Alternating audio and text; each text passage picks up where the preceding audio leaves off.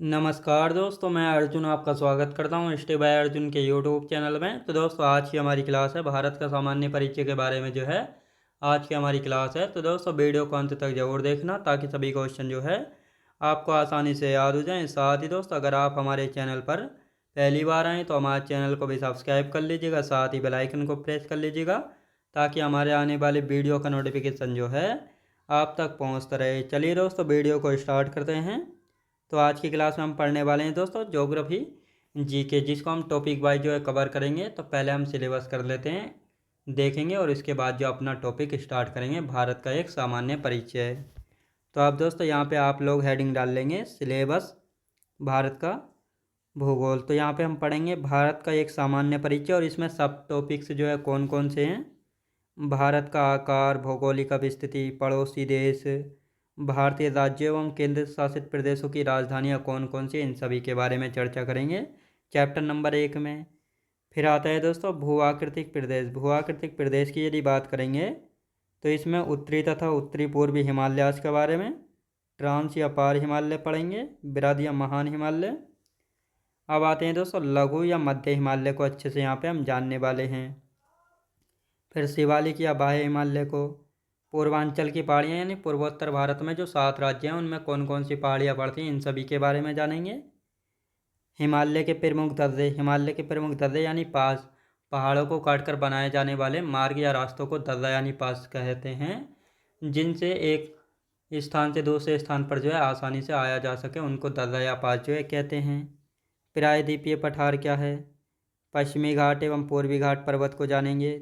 भारत के द्वीप समूह जैसे अंडमान निकोबार द्वीप समूह हैं, लक्षद्वीप है, इनमें कितने द्वीप हैं, इन सभी के बारे में अच्छे से हम जानेंगे। अंडमान निकोबार द्वीप समूह है, लक्षद्वीप और अन्य द्वीप, इन सभी को एक एक करके अच्छे से यहाँ पे हम जानने वाले हैं। फिर आते हैं अफवाह तंत्र। अफवाह तंत्र की यदि बात की जाए तो अफवाह तंत्र में जो है नदी तंत्र के बारे में जानेंगे। और तंत्र क्या होता है, यानी जैसे गंगा नदी है, सिंधु नदी, ब्रह्मपुत्र नदी, तो इन नदियों के बारे में जानेंगे। फिर इनकी कौन कौन सी सहायक नदियाँ, इन सभी के बारे में हम जानने वाले हैं। अब दोस्तों यहाँ पे हम बात करेंगे अफवाह तंत्र में हिमालय का अफवाह तंत्र यानी सिंधु नदी और इसकी सहायक नदियों को पढ़ेंगे। गंगा नदी तंत्र में गंगा नदी और इसकी सहायक नदियाँ, ब्रह्मपुत्र नदी और इसकी सहायक नदियाँ। अब आते हैं प्रायद्वीपीय अफवाह तंत्र। प्रायद्वीपीय अफवाह तंत्र की यहाँ पे हम बात करने वाले हैं। तो दोस्तों ये है प्रायद्वीपीय भारत, ये है प्रायद्वीपीय भारत। याद रखें दोस्तों, कुछ नदियाँ इधर को बहती हैं और कुछ नदियाँ इधर को बहती हैं बंगाल की खाड़ी में, बंगाल की खाड़ी में। और इधर है अरब सागर, इधर क्या है, अरब सागर, याद रखें दोस्तों। और इधर क्या है, हिंद महासागर। तो इन सभी को हम पढ़ने वाले हैं, कौन सी नदियाँ अरब सागर में गिरेंगी, कौन सी बंगाल की खाड़ी में और कौन सी अरब सागर में।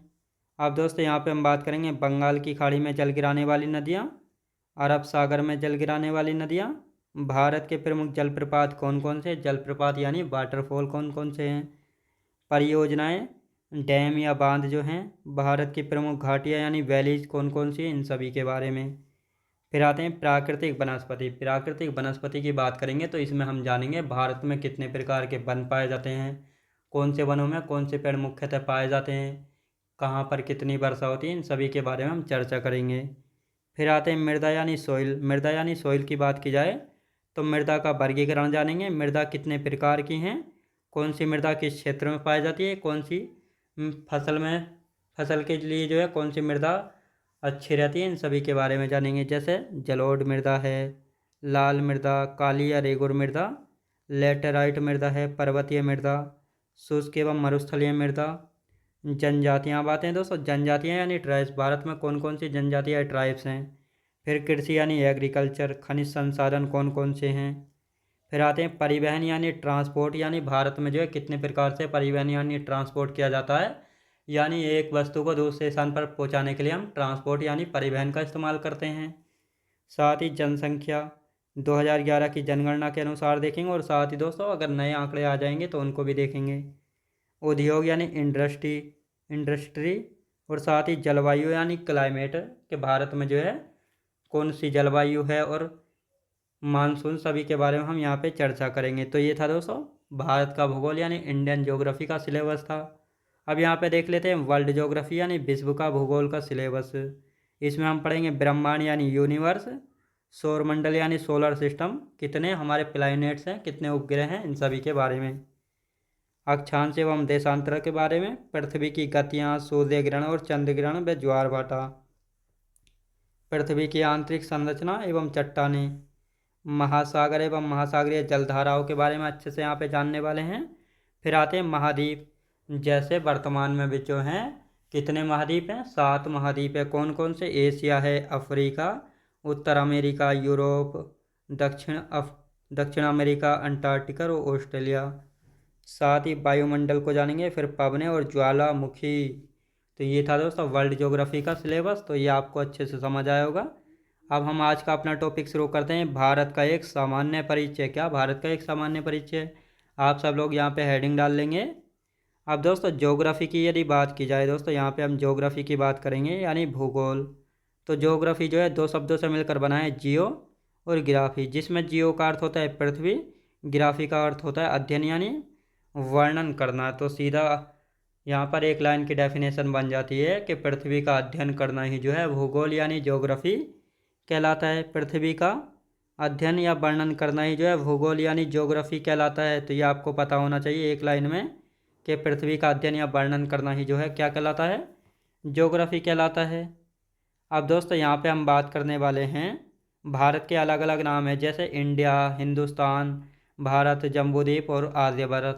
ये नाम कैसे कैसे पढ़ें तो ये भी हमें पता होना चाहिए। तो अब दोस्तों यहाँ पे हम बात करेंगे इंडिया, भारत, आर्यभट्ट, जम्बूद्वीप और हिंदुस्तान, और ये इंडिया। तो यहाँ पे हम बात करने वाले हैं, इंडिया नाम जो है यूनानियों के द्वारा दिया गया था। किसके द्वारा? यूनानियों के द्वारा। आर्यभट्ट नाम हमारे भारत का नाम कैसे पड़ा? भारत में बसने वाले आर्यों के नाम पर जो है हमारे भारत का नाम क्या पड़ा था? आर्यभट्ट पड़ा था। भारत नाम कैसे पड़ा?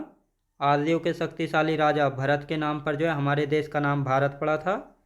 हिंदुस्तान नाम किसने दिया था? ईरानियों या पारसियों के द्वारा जो है हमारे भारत को जो है हिंदुस्तान कहा गया था। जम्बूद्वीप बौद्ध काल में कहा गया है और इसकी जानकारी हमको पुराणों से मिलती है।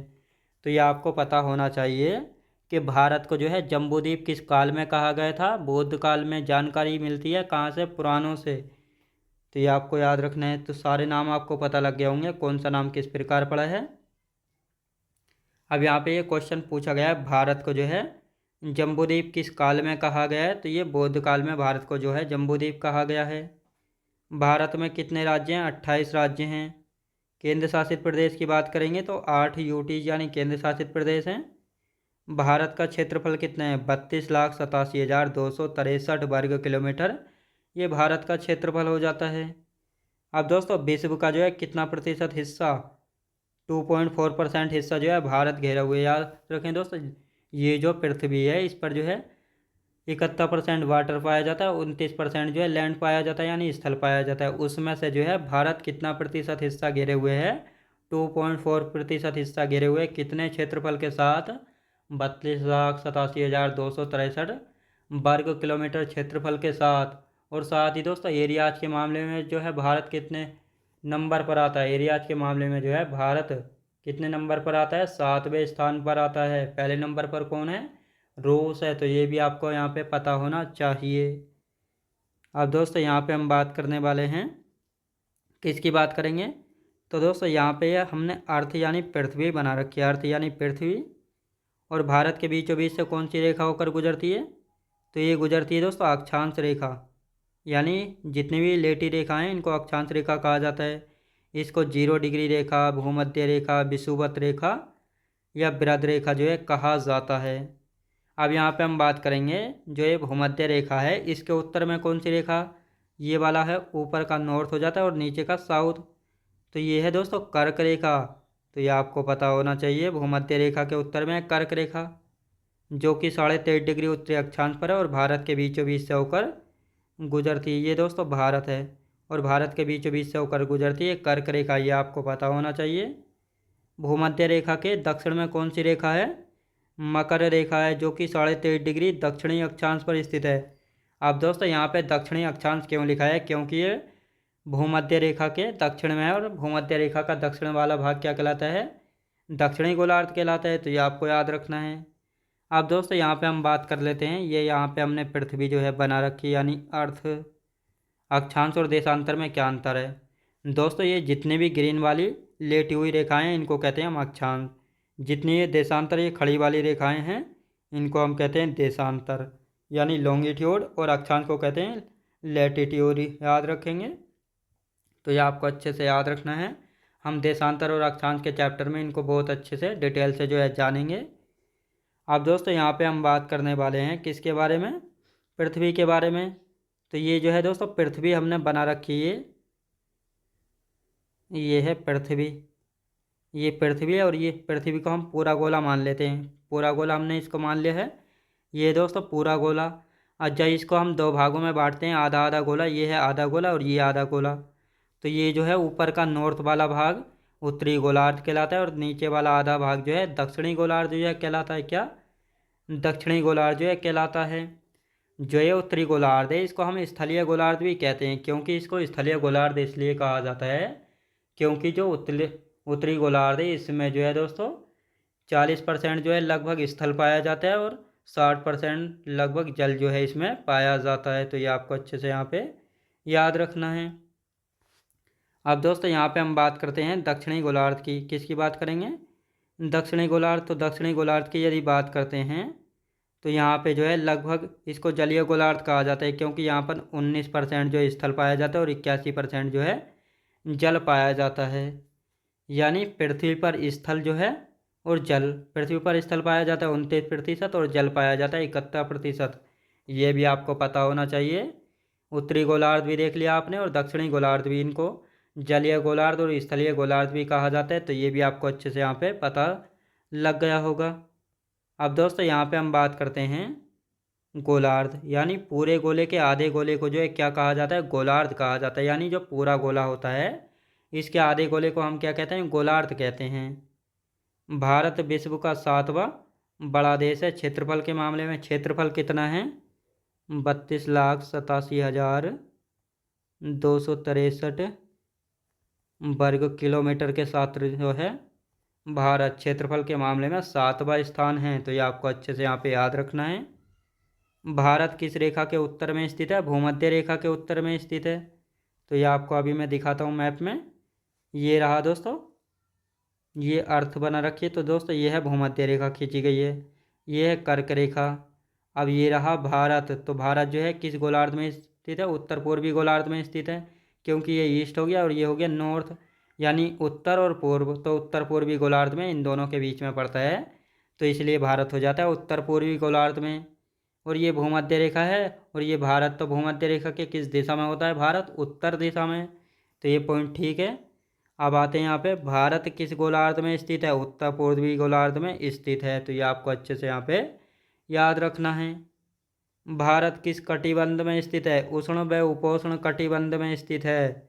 तो ये आपको अच्छे से यहाँ पे याद रखना है। अब दोस्तों ये बना रखा हमने भारत, रफली एक मैप बना रखा भारत के बीच से जो है ये कर्क रेखा खींची गई। ये कौन सी है? कर्क रेखा है। भारत के बीचों बीच से जो है कर्क रेखा खींची गई है। और कर्क रेखा के ऊपर वाला यानी नॉर्थ वाला जो हिस्सा है, कर्क रेखा के नॉर्थ वाला हिस्सा कहलाता है उपोष्ण कटिबंध और नीचे वाला हिस्सा कहलाता है उष्ण कटिबंध। तो इसका मतलब भारत जो है किस कटिबंध में स्थित है? उष्ण व उपोष्ण कटिबंध में स्थित है। तो ये आपको अच्छे से यहाँ पे याद रखना है। तो यहाँ पे मैं मैप में भी आपको दिखाता हूँ। तो दोस्तों ये है कर्क रेखा जो कि भारत के 8 राज्यों से होकर गुजरती है। ये वाला तो है उपोष्ण और नीचे वाला है उष्ण। तो दोनों आपको पता लग गया। तो उष्ण व उपोष्ण कटिबंध में स्थित है और ये जो है पृथ्वी है। याद रखें दोस्तों ये क्या है? ये जो है अर्थ है। याद रखें दोस्तों कैसी अर्थ है, जो कि ध्रुवों पर जो है चपटी है। याद रखें दोस्तों हमें। और ये रहा भारत, ये रहा, याद रखें दोस्तों, ये है अफ्रीका और ये है दक्षिण अमेरिका। तो ये आपको अच्छे से यहाँ पे याद रखना है। तो दोस्तों आज की क्लास जो हमारी यहीं तक रहेगी और इससे आगे का जो बचा हुआ है उसको हम कल की क्लास में कंटिन्यू करेंगे। तो दोस्तों मैं उम्मीद करता हूँ आपको वीडियो क्वालिटी, कंटेंट वगैरह सभी कुछ आपको पसंद आया होगा। पसंद आया हो तो लाइक शेयर और सब्सक्राइब करना बिल्कुल भी ना भूलें। साथ ही दोस्तों अगर आप हमारे चैनल पर नए आए तो हमारे चैनल को जो है सब्सक्राइब कर लीजिएगा। साथ ही आपको क्लास कैसी लगी कमेंट बॉक्स में ज़रूर बताइएगा। चलिए दोस्तों मिलते हैं नेक्स्ट वीडियोज़ में।